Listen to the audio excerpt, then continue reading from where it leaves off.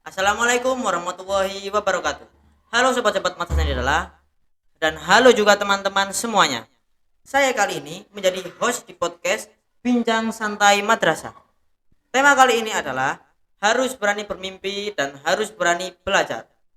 Nah, bintang tamu kita kali ini adalah Waka Kurikulum. Siapa ya Waka Kurikulum pada MTSN 2 Lamongan ini?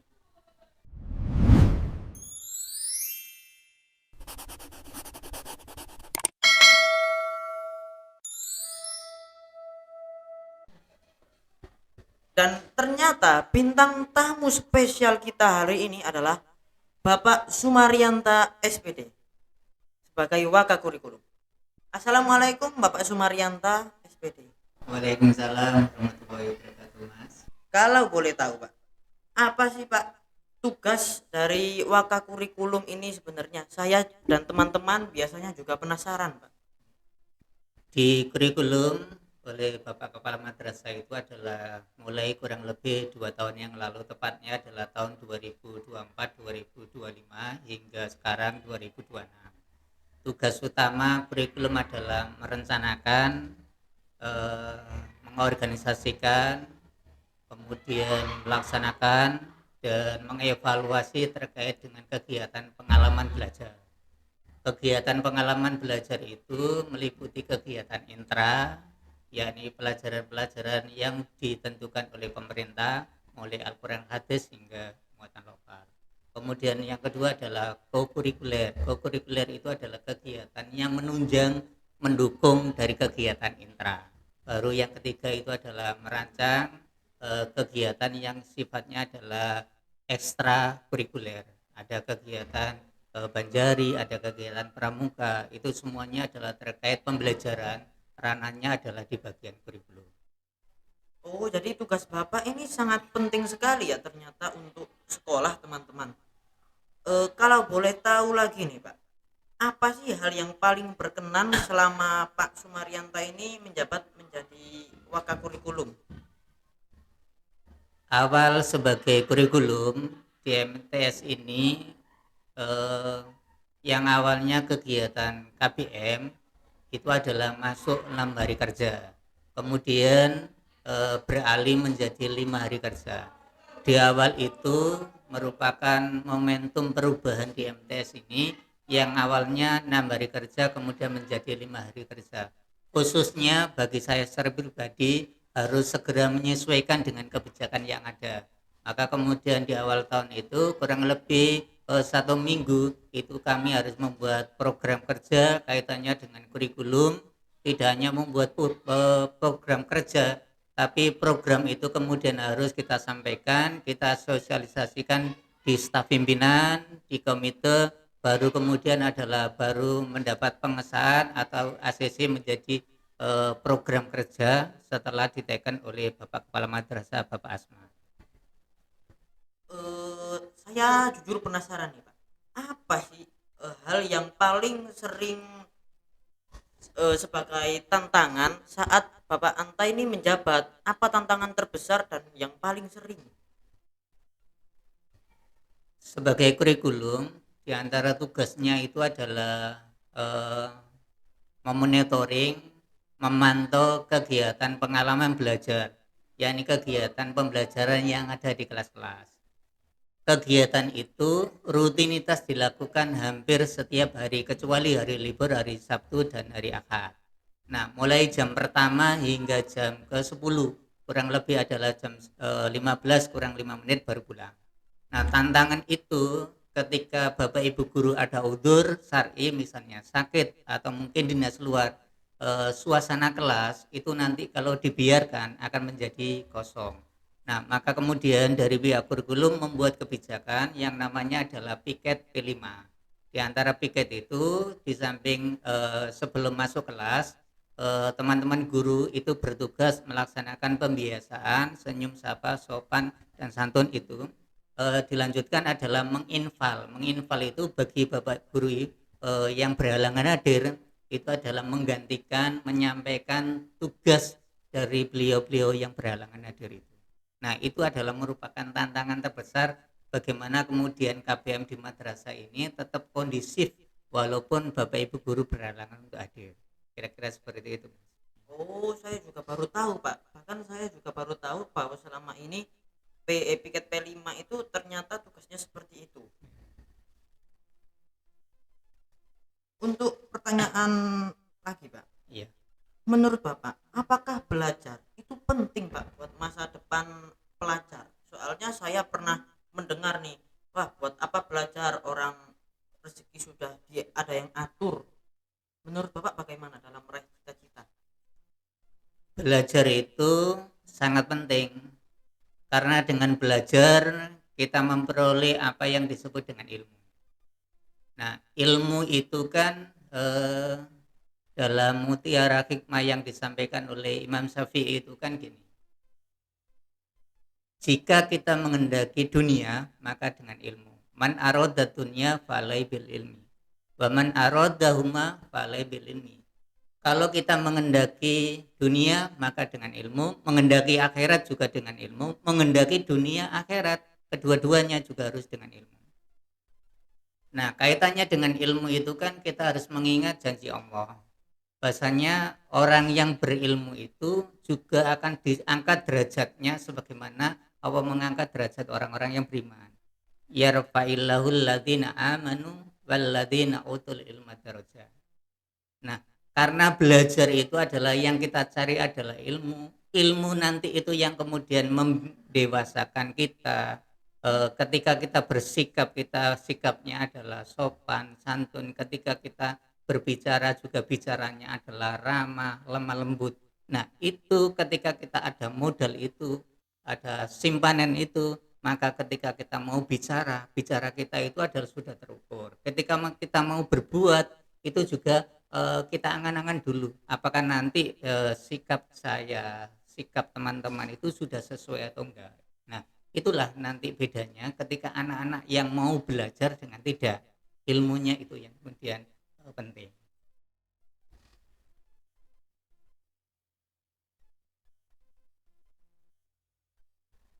Oh iya, Pak. Menurut Bapak nih, apakah akhlak bagi anak muda sekarang itu penting atau enggak, Pak, untuk masa depan mereka, cita-cita dan lain sebagainya? Ilmu penting, akhlak juga penting.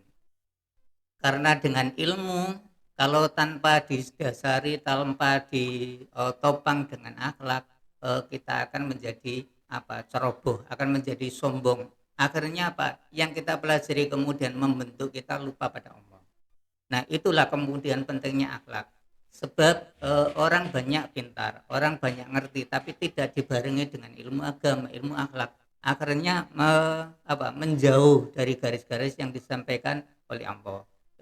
Ketika kita duduk di kelas misalnya, kalau kita berakhlak, ada Pak guru bu guru menerangkan, maka kemudian kita akan mendengarkan, memperhatikan apa yang disampaikan oleh beliau. Tapi seandainya kita tanpa akhlak, ketika ada Pak guru bu guru menerangkan, apa yang kita lakukan? Mungkin ramai, mungkin tidur, nah seperti itu. Nah, ke depan akhlak itu juga penting karena ilmu itu nanti menjadi kerangka pondasi ditambah dengan akhlak, ditambah dengan kejujuran. Ketika kita terjun di masyarakat, kita akan menjadi anak-anak, kita akan menjadi manusia yang unggul tidak hanya dalam segi pengetahuan, tapi kita juga unggul dalam karakter atau akhlak itu. Kira-kira seperti itu. Oh iya, Pak. Saya ini juga tipe orang yang bingung nih. Kalau saya takut dalam bermimpi, kalau terlalu tinggi apakah bisa terwujud? Saya juga bukan orang yang berada sekali. Menurut Bapak apa pesan yang dapat disampaikan untuk orang-orang seperti kami, Pak? Bermimpi, punya cita-cita, punya harapan, punya angan-angan itu adalah setiap orang punya hak yang sama. Jadi tidak pandang dia itu dari golongan atau keluarga yang mampu atau kurang mampu, tapi setiap insan, setiap manusia itu punya hak yang sama untuk bermimpi. Apakah mimpinya itu ingin menjadi polisi, menjadi dokter, menjadi TNI, menjadi pengusaha, menjadi dan lain sebagainya. Itu tergantung anaknya masing-masing. kedepannya ingin seperti apa. Tapi kemudian kalau mimpi itu bukan menjadi janji pada dirinya sendiri, maka anak itu akan lengah. Nah, mimpi itu bisa akan terwujud, cita-cita itu akan bisa terwujud sejauh mana usaha kita untuk mengejar mimpi itu. Maka kemudian agar mimpi itu bisa terwujud, kita harus ingat 3 hal. Satu, bahasanya itu harus dijaga ya dengan ilmu kita, dirawat dengan ilmu kita, dirawat dengan doa. Kemudian ikhtiar kita juga harus terukur. Ibarat ini, orang tua kita, ayah kita itu kan menanam sebuah pohon mangga ya. Ketika menanam pohon mangga, hari pertama kalau kita berpikiran instan, kita ingin langsung mangga itu berbuah hari itu dan kita minta. Tapi itu tidak mungkin, karena mangga itu begitu ditanam hari ini butuh proses, butuh waktu, butuh dirawat, butuh disiram, butuh dipupuk, akhirnya lama kelamaan kan baru berbuah. Artinya ketika mimpi itu kemudian kita barengi dengan usaha, sejauh mana usaha kita semakin kuat untuk mengejar mimpi itu, insya Allah mimpi itu semakin dekat. Bukan dekatnya itu karena faktor apa keluarga kita, bukan karena kekayaan orang tua kita, tetapi karena ikhtiar kita gigih untuk apa menggapai mimpi itu. Seperti itu. Oh, seperti itu, Pak. Saya mau terharu ini, Pak. Saya baru kali ini mendengar kata-kata yang sebagus ini ya dalam memberi pesan. Saya juga dari kemarin bingung dan sekarang baru tercerahkan bahwa selama ini ternyata ada proses yang harus dilalui seseorang untuk menggapai cita-cita mereka. Ya.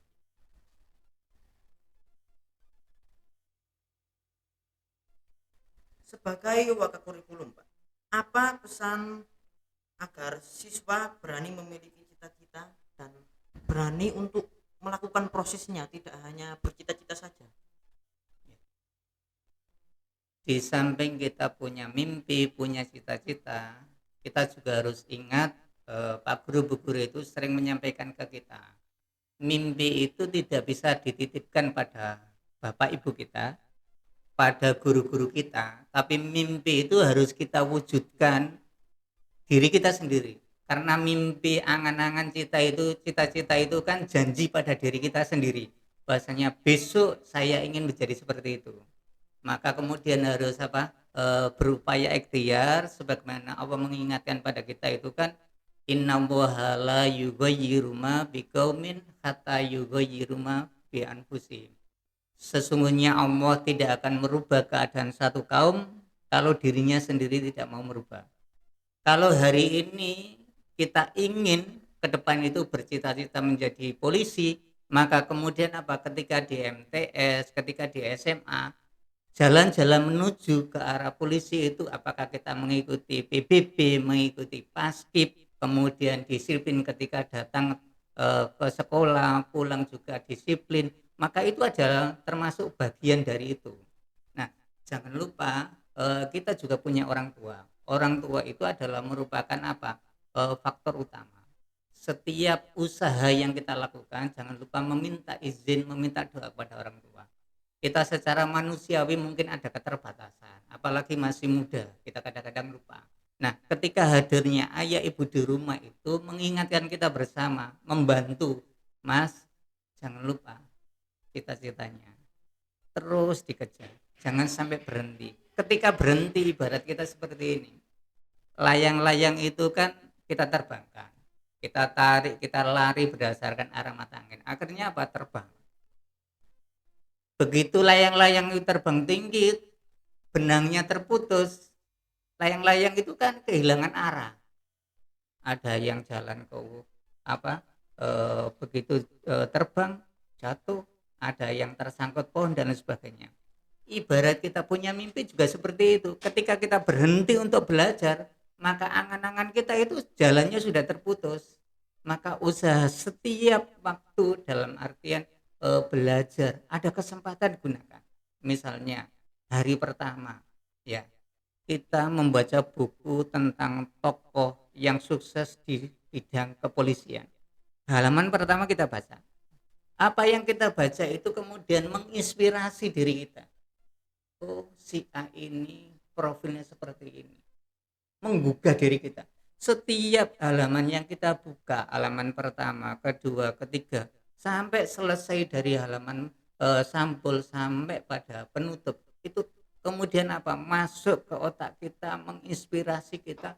Oh, besok ketika saya mewujudkan mimpi dan jadi itu saya ingin menjadi tokoh seperti ini. Nah, itu yang kemudian apa?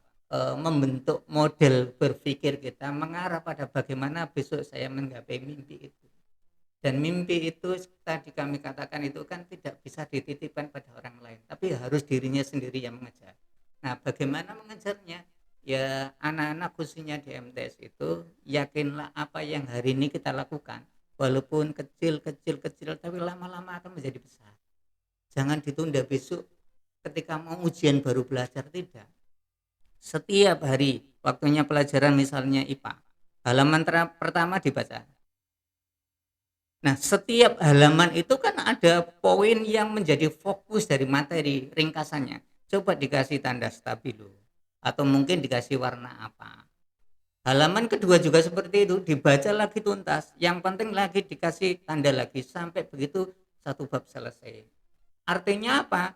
Dari sekian yang kita pelajari itu, kalau secara masuk ke otak kita, memori kita tidak bisa langsung set masuk, tapi perlu dibaca diulang.